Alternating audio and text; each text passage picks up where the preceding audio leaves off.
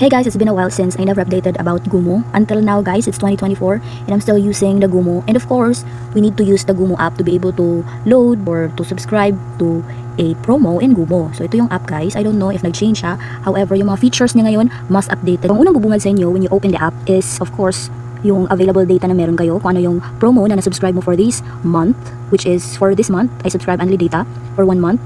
And ito yung vinlog ko nung nakaraan, diba? Yung Unli Data for 1 month. So let's talk about that later. Still using that one. And available calls, pwede na rin. Available text. Unli Fiber, meron na pala ngayon. And yes, the other features here are the Gomo Creds. Here you can avail some Rambla, 200 peso off with just 15 GB.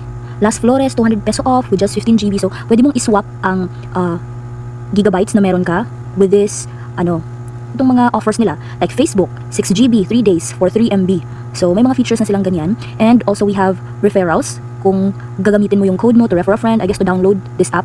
And we have here some ads galing kay Gomo.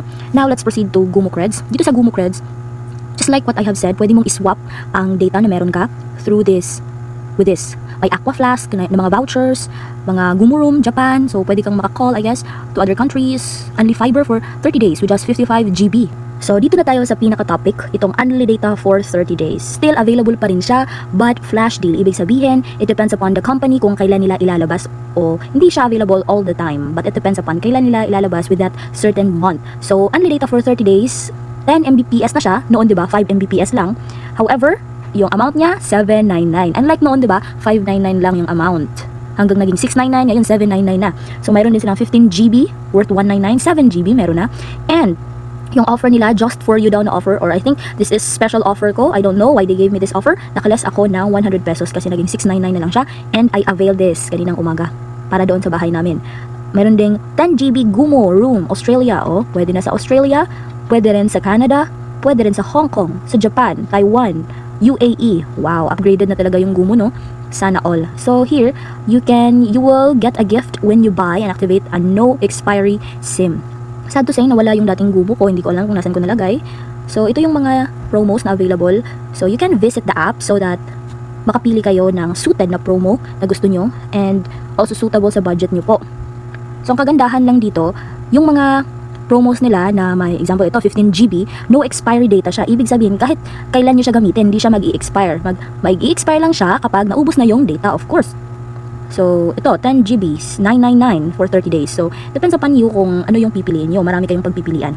Here, we have, kapag bibili kayo ng SIM card na may kasama ng promo, we have 199, pero 15 GB lang yung meron siya na freebie. And we have 799 for Unli Data. Ang kagandahan lang dito, kapag dito kayo nag-order, I guess, nung bumili ako, wala akong nabayaran na shipping fee. And itry kong bumili ngayon. Try ko mamaya.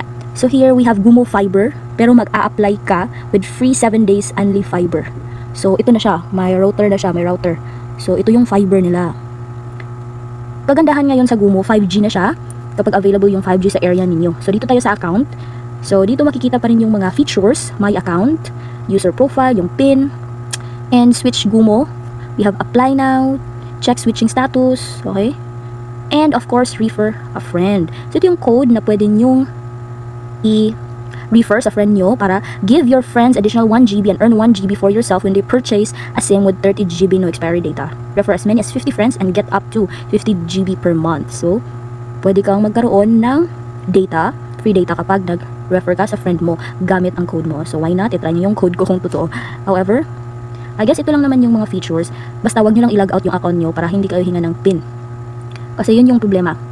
Ikaw lang makaka-access ng app.